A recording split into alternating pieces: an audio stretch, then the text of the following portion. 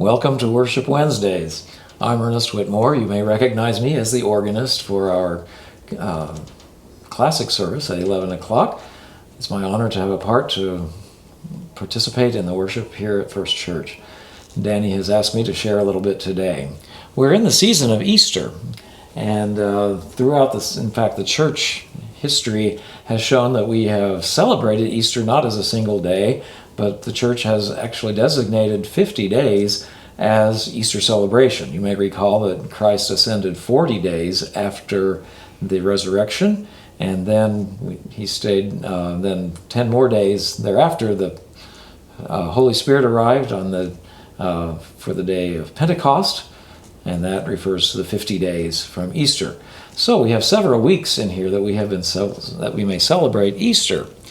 And several of the themes that may occur in this period of commemoration of the resurrection, in addition to the stories of the women at the tomb, we have Christ appearing to the disciples and the so-called doubting Thomas.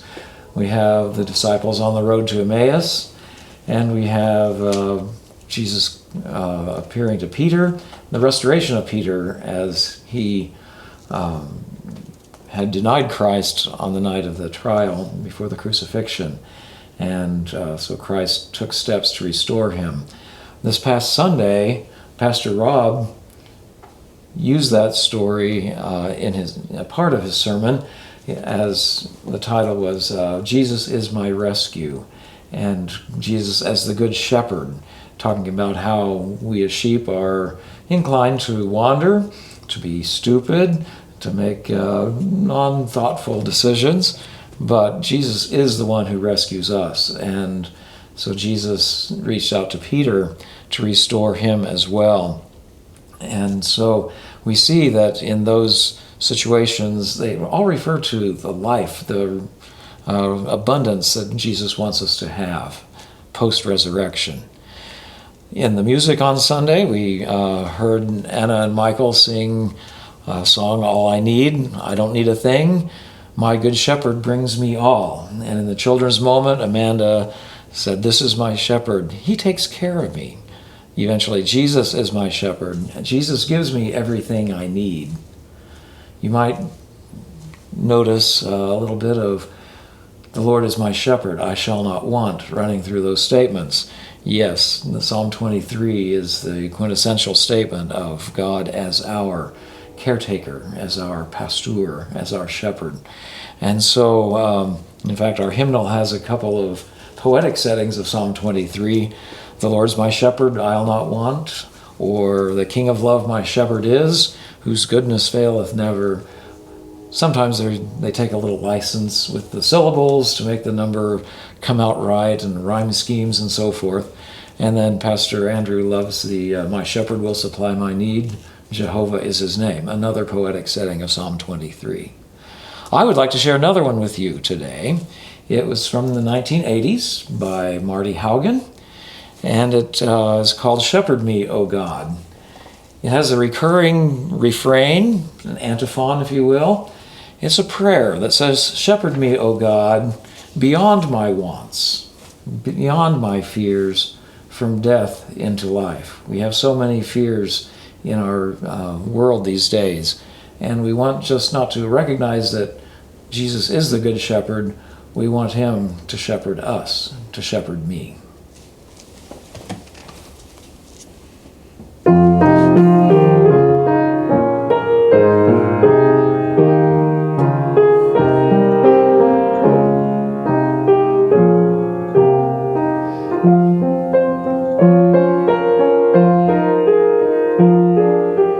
Shepherd me, O God, beyond my wants, beyond my fears, from death into life.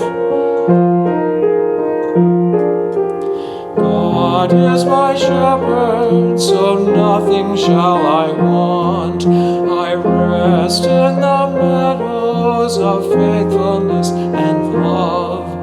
I walk by the quiet waters of peace.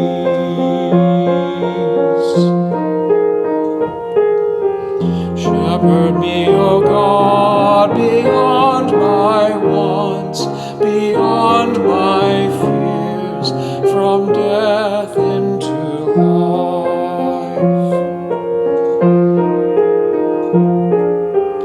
Gently you raise me, heal my weary soul. You lead me by pathways of righteousness and truth. My spirit shall sing the music of your name.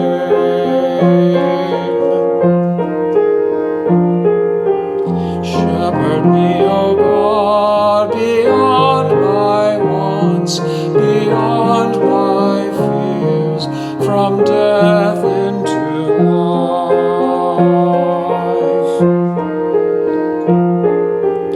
Though I should wander the valley of death, I fear no evil, for you are at my side. Your rod and your staff, my comfort and my hope.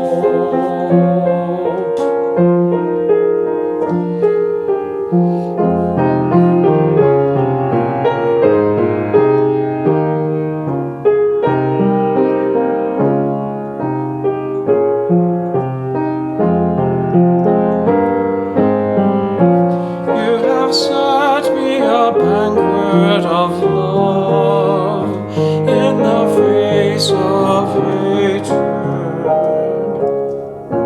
crowning me with love beyond my power to hold.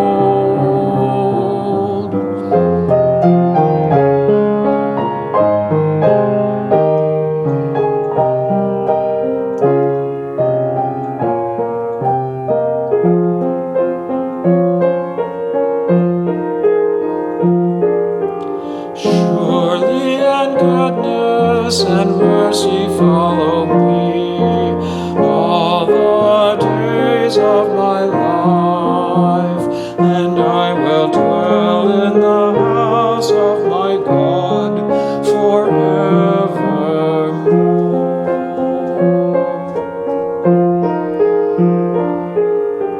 Shepherd me, O God, beyond my wants, beyond my fears, from death into life.